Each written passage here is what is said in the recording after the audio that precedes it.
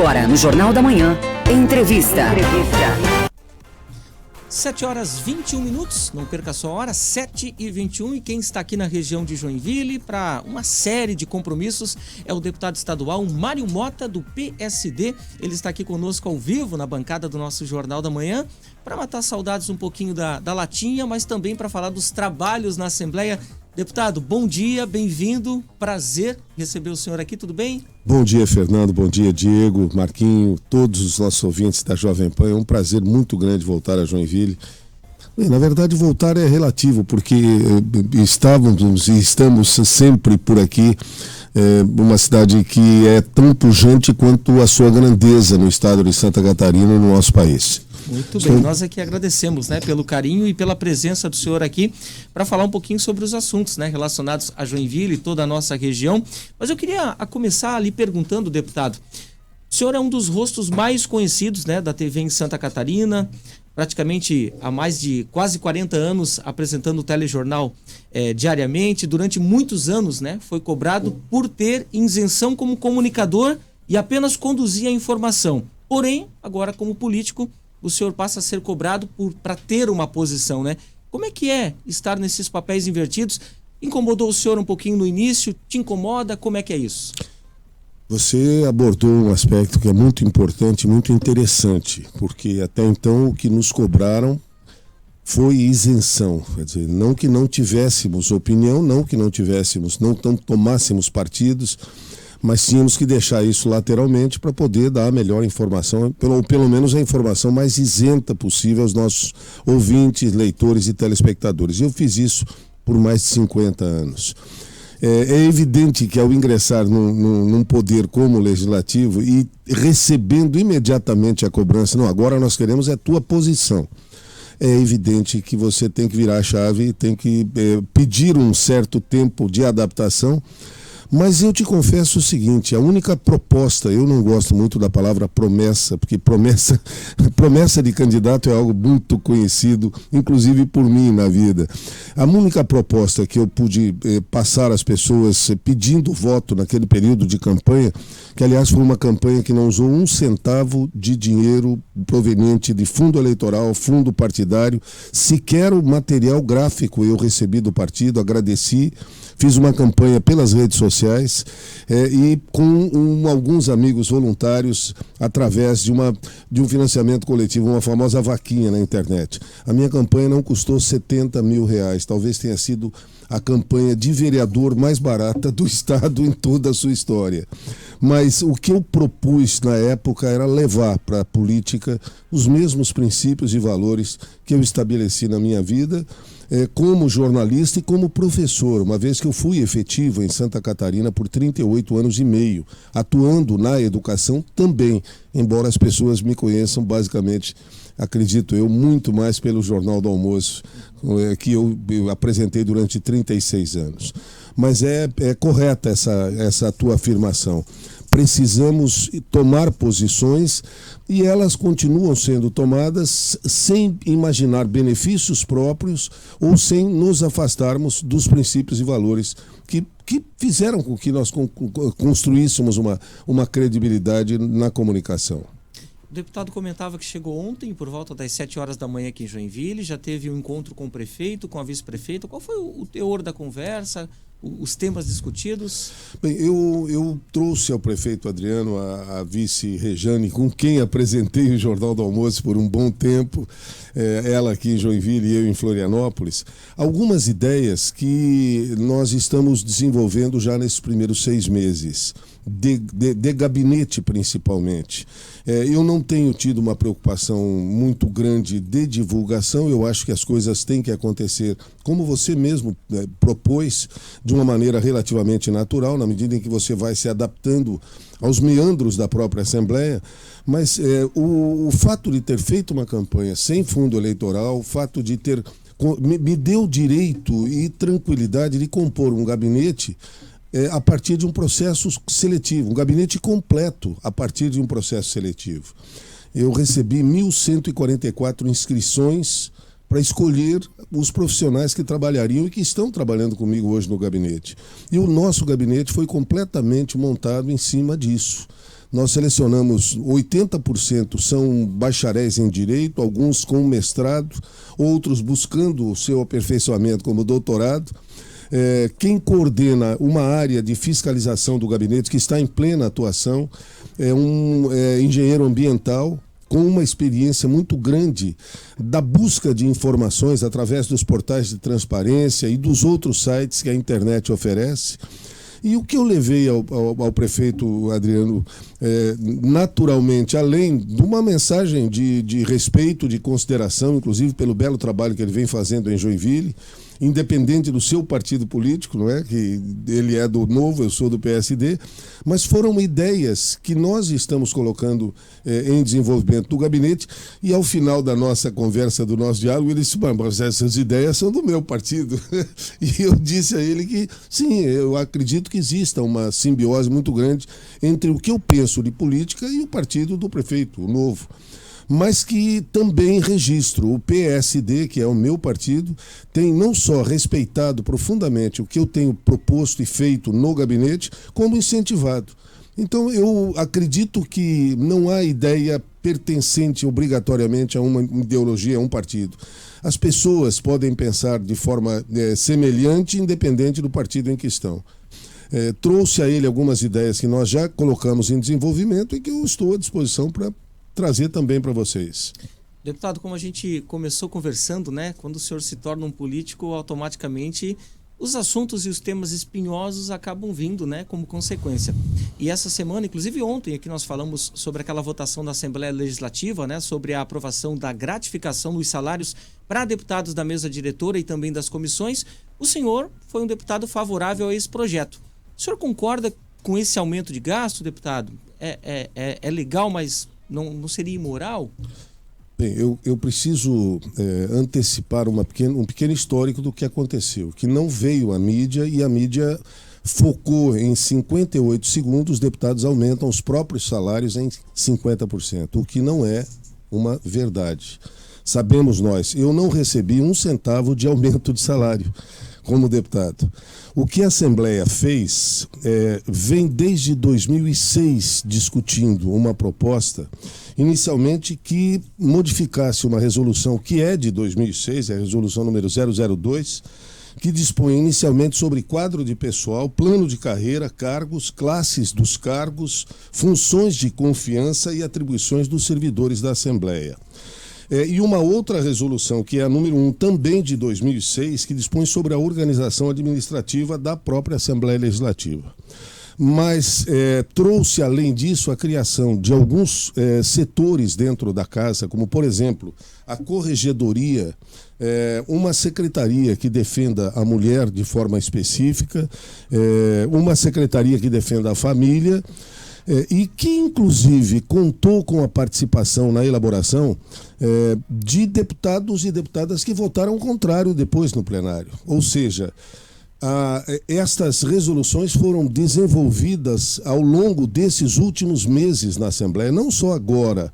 A votação que aconteceu foi praticamente simbólica para fechar um acordo que vinha sendo discutido internamente há um bom tempo.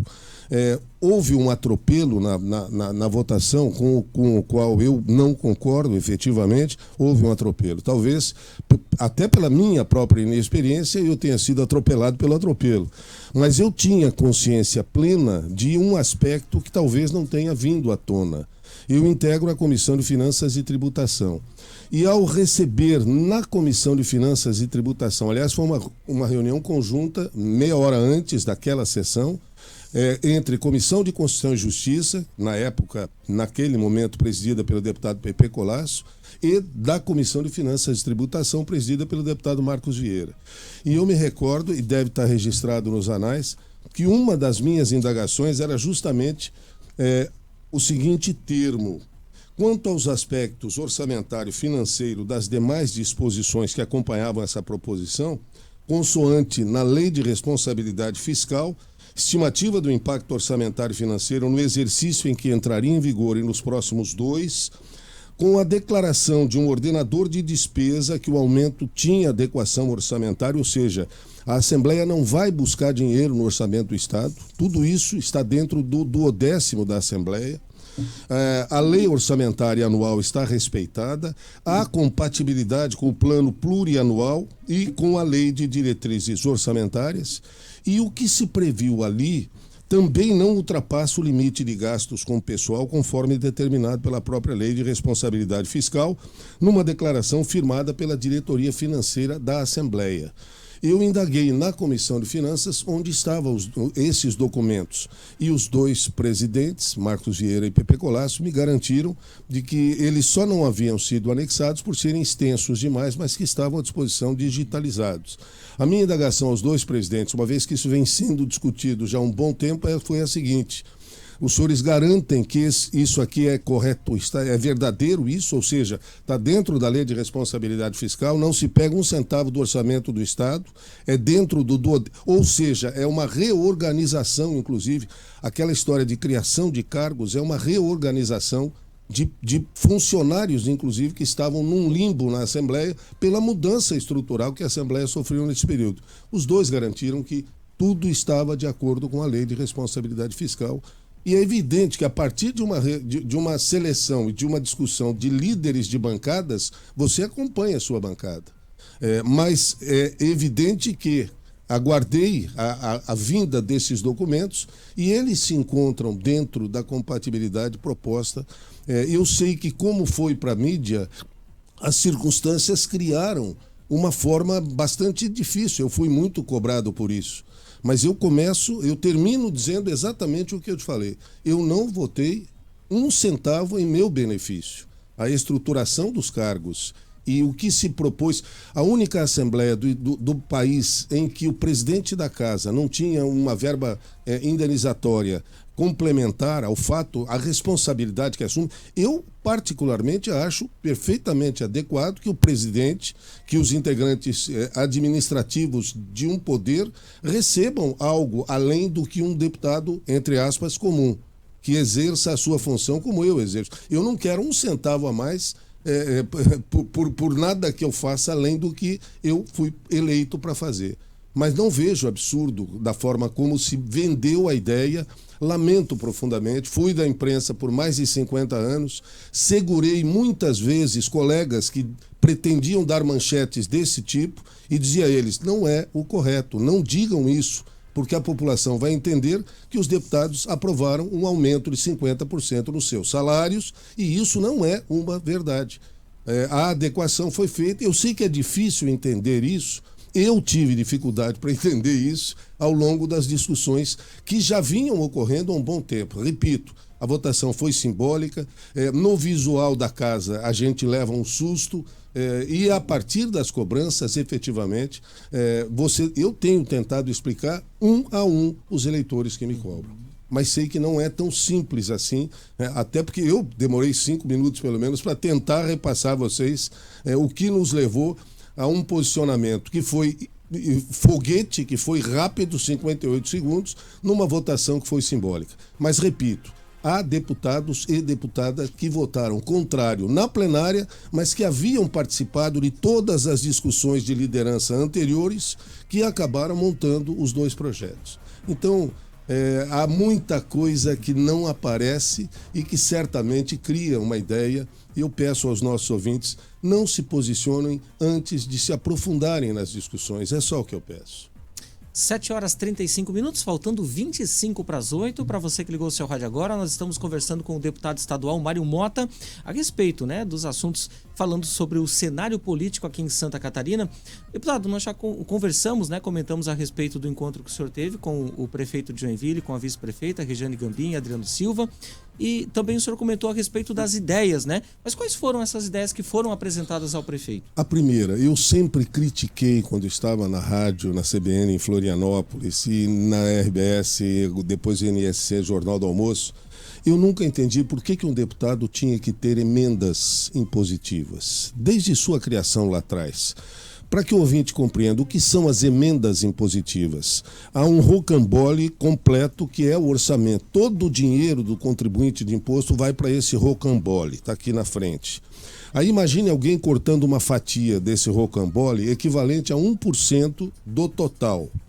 Essa fatia cai no prato, ele divide em 40 pedacinhos, e dá um pedacinho dessa fatia de 1% do rocambole, com todo o imposto recolhido, para cada deputado. Isso acontece anualmente a partir de então. Então, cada deputado tem no seu gabinete um valor equivalente a 1/40 de 1% do orçamento, para distribuir da forma que melhor lhe aprouver ou da forma que ele melhor achar contribuir com a sociedade.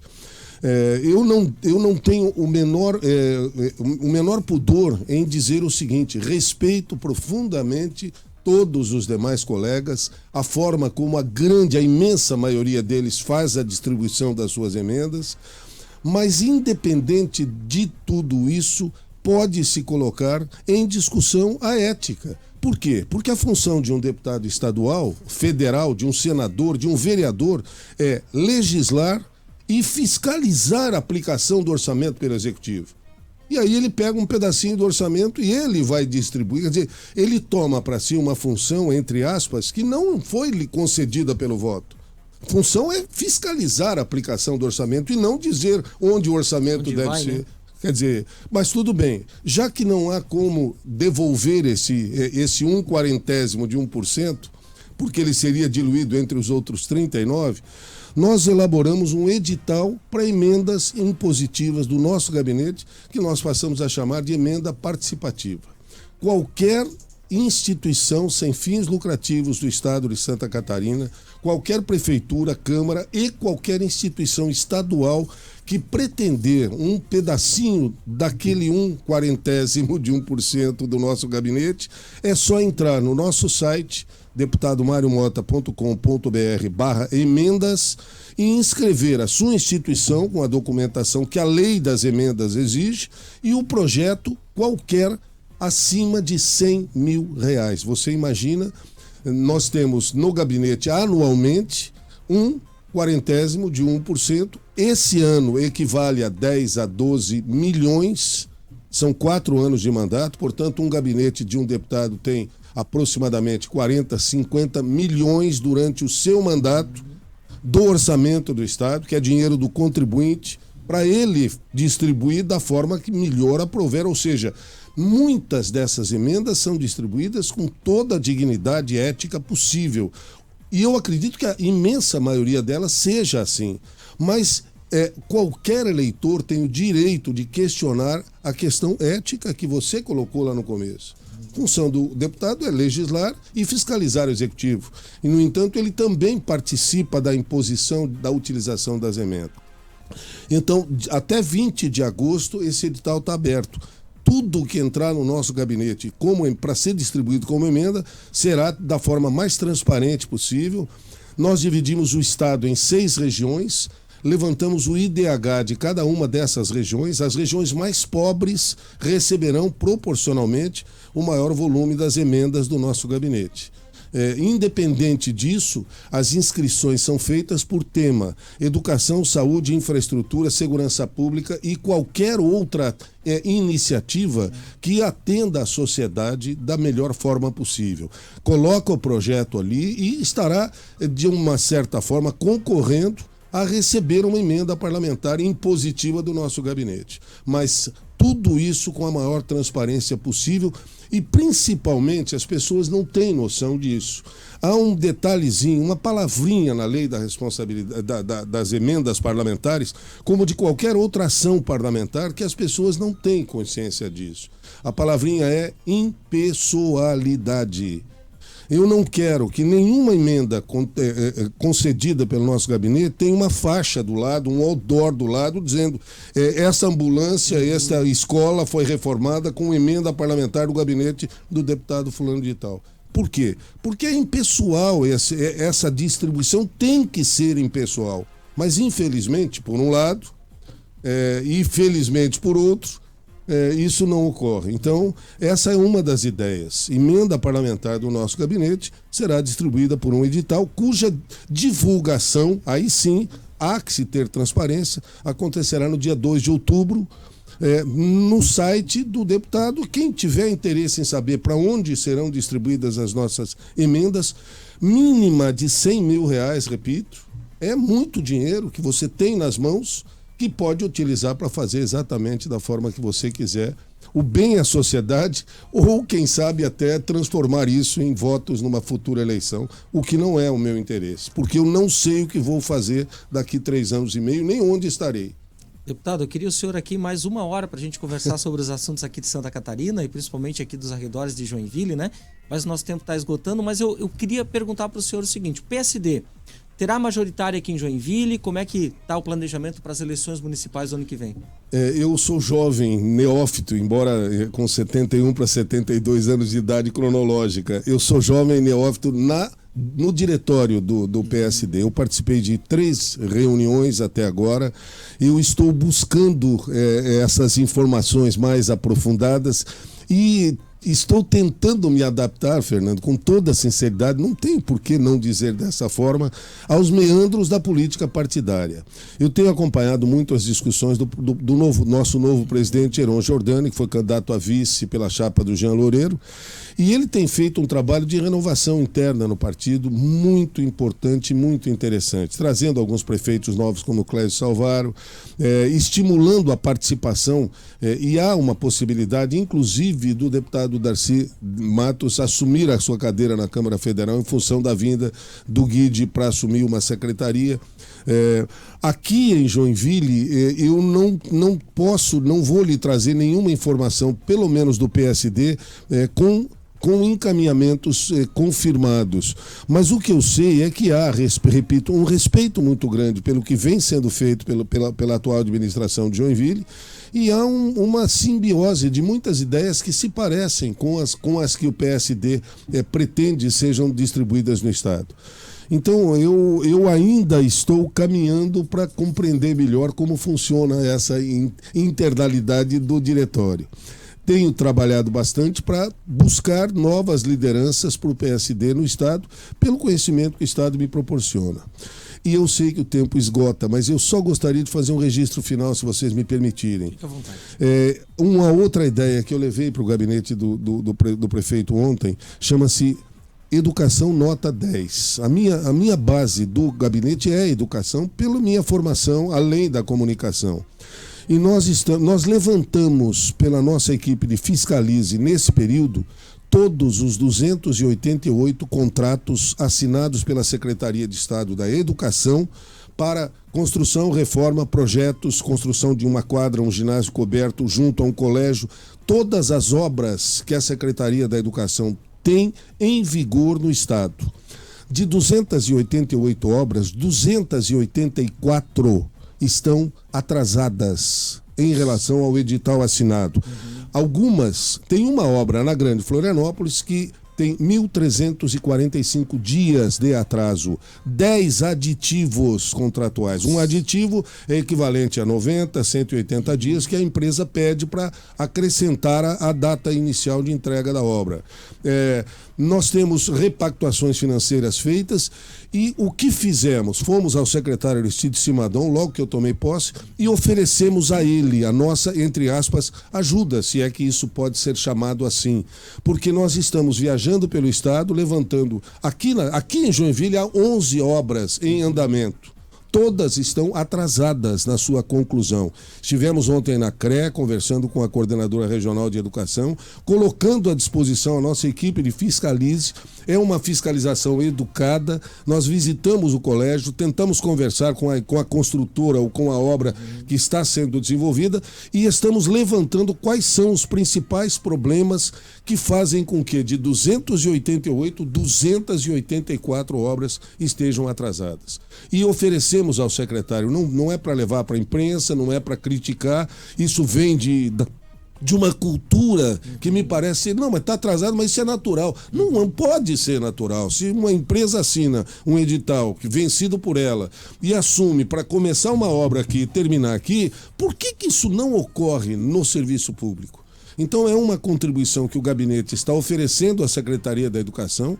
Nós ontem estivemos visitando uma escola aqui em Joinville, tem 80% do seu telhado com infiltrações, tem 5% de um ginásio de esportes, entre aspas, entregue pela empresa, que depois desistiu da obra. Então tem alguma coisa errada nessa forma de se trabalhar. É mais um ponto que o gabinete vem trabalhando de uma forma propositiva. Não há intenção de pegar uma obra errada ou ir levar para a imprensa e meter a boca. Eu sei que isso funciona muito bem porque eu estive do lado da comunicação por mais de 50 anos. Mas não é a minha intenção agora que estou do outro lado. Ou a gente contribui para que os órgãos públicos funcionem adequadamente, ou não adianta ter ido para lá para fazer o mesmo de sempre. Deputado estadual Mário Mota, do PSD, o nosso muito obrigado. Prazer tê-lo conosco aqui. Sucesso, sorte e um bom trabalho. Meu querido Fernando, Diego, Marquinho, a toda a equipe da Jovem Pan, o outro Marquinho que está em viagem, meu ex-colega de trabalho, agradeço também todo o apoio que sempre recebi de vocês. E esse apoio que eu quero dizer é respeito, acima de tudo, né? Não é um apoio político partidário, sempre houve muito respeito e eu acho que respeito é a palavra adequada para dizer exatamente o que o nosso mandato tem pretendido fazer. Um abraço carinhoso aos joinvilenses, a quem respeito profundamente, como uma das principais cidades e populações do nosso estado de Santa Catarina e do Brasil. E vamos fazer um bom dia, né? Terminava o Jornal do Almoço dizendo vamos fazer uma boa tarde, então vamos fazer um bom dia, meus amigos.